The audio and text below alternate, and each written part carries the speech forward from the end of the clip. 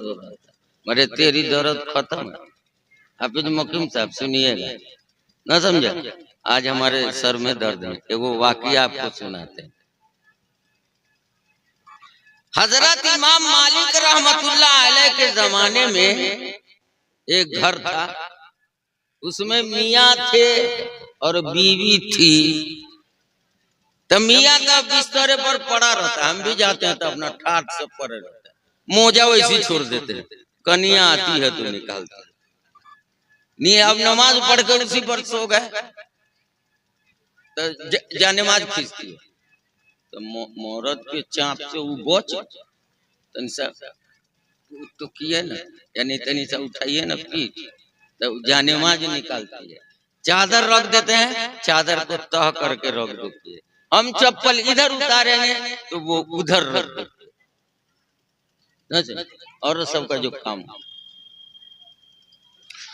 तो वो जो घर था, उस घर में एगो मर्दुआ जो था, उसका दूल्हा, सुना कि ना सुना, गुनूदगी होगी तो दूर हो जाएगी, इसमें मसला भी है और इल्म भी है, और थोड़ा हंसियो लीजिएगा, ना समझ। अब तो हंसी हम कम लगाते हैं, इसलिए कि अब जलसा सब छोटा हो गया, तो अब ज्यादा जगाने की जरूरत नहीं पड़ती है। अब बहुत रात का होता है, इमसल मौलाना आलमगीर साहब का खत पहुंचा, ऐसा से कबल खा लेना है। हम कहली हो भाई, हम तो 1 बजे खाइयो, कैसे खाएंगे? हम कहली चल वैसे ही रह जाएंगे, समझे। और उसके बाद इमसाल ये जलसा मुख्तसर वक्तों में खत्म हो जाएगा, तमाम हो जाएगा। हम कहली चलो यो तो अच्छे है, थोड़ा आराम करेंगे रात को। तो ये मर्दुआ खटिया पर सुता हुआ था। ये इमाम मालिक रहमतुल्लाह अलैह के जमाने की बात है, और खुद मदीने की बात है। तो ये मर्दुआ जो है खटिया पर सोया हुआ था। अब वो घर जो था वो मिट्टी के छत का था। आप यूपी में चले जाएं तो छत भी बांस के पटोटन पर या किसी पर छत मिट्टी का दे देते हैं, और ये जो होता है ना गोबर से लेप देते हैं, औरत उसकी हिफाजत करती रहती है, वो चीवता नहीं है। तो उसकी छत जो थी ऐसी थी, और उसमें सीढ़ी भी मिट्टी की बनी हुई थी।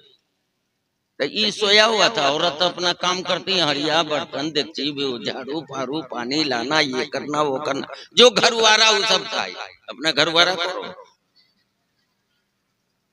तो ये बेचारी गेहूं का मुजेला लेके सीढ़ी पर चढ़ी। कहाँ? सीढ़ी पर।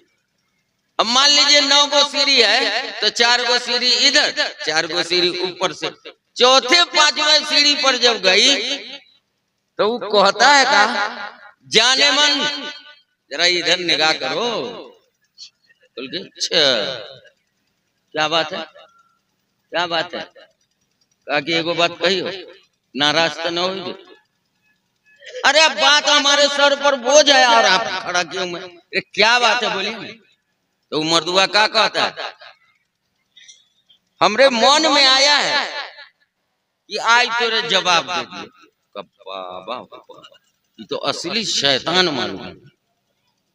वो तो बीबी नम कहा बैठे बैठे सूते सूते कुंची पूरा अल्लाह रसूल का अर्श कांप जाए, और तोरा दिल न कपला, तोरी जुबान कैसे हिला, शर्म ना आवा। हाँ तो अब हम तोरे दइए दो, अब हम तोरे दइए दो। नहीं समझा।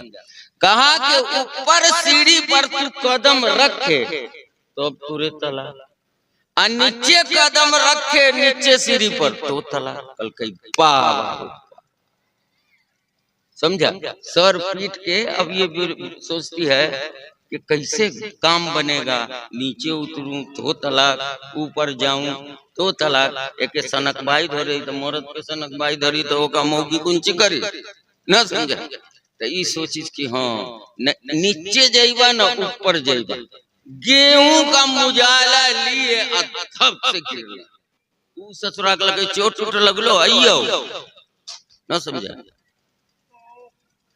का तोरे कोर फूटा, कोर न फूट जो बेकसूर को तू तलाक दो। कहा कि सुन हमरे बड़ी खुशी हुई, उसने कहा शौहर ने, अगर आज इमाम मालिक रहमतुल्लाह अलैह मर गए होते तो उनकी जगह पर फतवा देने वाला जो मुफ्ती होता है काजी, उसकी जगह तुम ही को बैठाया हो जाता। इस साली को हम कहें कि तलाक हो दिए, आई तो सीधे खुद के अपने को बचा लिया।